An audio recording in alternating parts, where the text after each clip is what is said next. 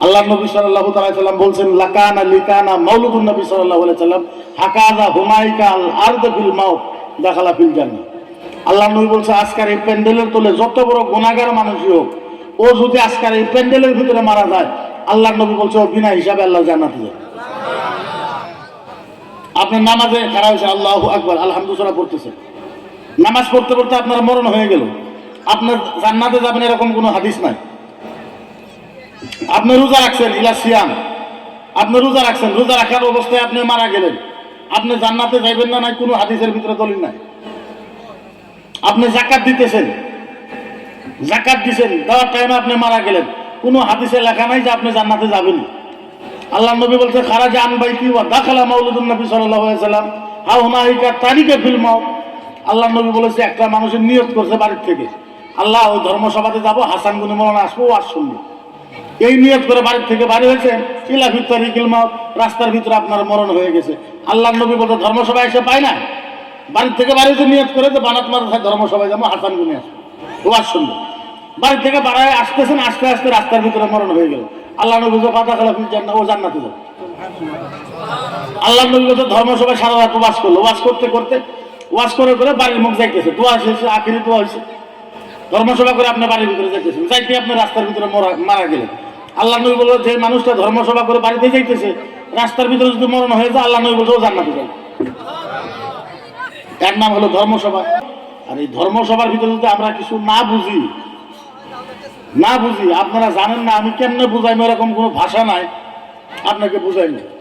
সাহাবারা যখন নবীর ওখানে যাইতো, আল্লাহর নবী যখন কোরআনের কথা কইতো, আল্লাহর নবী যখন হাদিসের কথা কইতো, নবী যখন কইতো, পৃথিবীর যত সাহাবা আছে একটা সাহাবার বাড়ি থেকে খবর দিছে কানে কানে আইসা যে আপনি উঠেন, আল্লাহ নবীর ওয়াজ শুনতেছে, একটা সাহাবা কানের ভিতরে আইসা ওনার ছেলে খবর দিছে, আব্বা আব্বা আব্বা উঠেন উঠেন, আব্বা উঠেন, আব্বা মা মারা গেছে বাড়িতে। সাহাবা ওয়াজ শুনতেছে, ছেলে আইসা বলতেছে আব্বা আব্বা উঠেন, আব্বা উঠেন, মা মারা গেছে, মা মারা গেছে। 4বার যখন 5বার যখন বলছে, ছেলে ভাবছে যে আব্বা গম পাইছে, ওয়াজ শুনতেছে, আমি যেহেতু কানে কানে বললাম যে মা মারা গেছে, ছেলে চলে গেছে। চলে যাওয়ার পরে আধা ঘন্টা হয়, 1 ঘন্টা হয়, 1.5 ঘন্টা হয়, 2 ঘন্টা হয়, 2.5 ঘন্টা হয়, 3 ঘন্টা হয়, 3.5 ঘন্টা হয়, আব্বা বাড়িতে যায় না। ছেলে আবার আসছে, আয় দেখে নবীর মাহফিল শেষ হয়ে গেছে।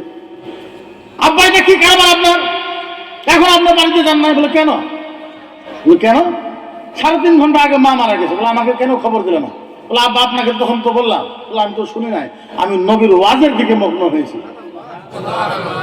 আমি নবীর ওয়াজের দিকে, নবী কোরআনের কথা বলছিল, নবীর কোরআনের কথা শুনতে মগ্ন হয়ে গেছিলাম। কখন তুমি আমার কানে আয় বলছো যে আমার বিবি মারা গেছে? আমি কইতেই পারি। হযরতে আলী রাদিয়াল্লাহু তাআলা আনহুর ঠ্যাঙ্গের ভিতরে তীর সান্দাইছে। তীর বুঝেন তো? তীর বুঝে? হযরতে আলী রাদিয়াল্লাহু তাআলা আনহুর তীর সান্দাইছে ঠ্যাঙ্গের ভিতরে। সান্দাই ইমারত থেকে উমরা পার হয়ে গেছে। এটা ঠ্যাং, ইমারত থেকে তীর সান্দাইছে, উমরা পার হয়ে গেছে। 3টা কোয়াল, তীরের কোয়াল বুঝেন তো? খুব টানছে, তীর বাড়ায় না। কি করা যায়? নবীর কানে খবর গেছে। আল্লাহ নবী বলছে বাড়ি করা যায় না, বলে না, খুব কষ্ট, বলে একটা কাজ করো, আলী যখন নামাজে দাঁড়াইবো তখন তুমি টাইনে টাইনে বাড়ি করো। হযরত আলী রাদিয়াল্লাহু তাআলা আনহু নামাজে দাঁড়াইছে, নামাজে দাঁড়ানোর পরে সাহাবারা টাইনে টাইনে ঠেঙের থেকে তীর বাড়ি করেছে। আলী নামাজ শেষ করেছে, দেখে রক্ত। হযরত আলী বলে যে কিসের রক্ত? সাহাবারা বলে আলীকে আপনি গম পান না? আলী বলে আল্লাহর জাতের কসম আমি কিচ্ছু গম পাই না। সাহাবারা বলে আপনি যখন নামাজে দাঁড়াইছিলেন আপনার ঠেঙের থেকে টাইনে টাইনে আমরা তীর বাড়ি করছি।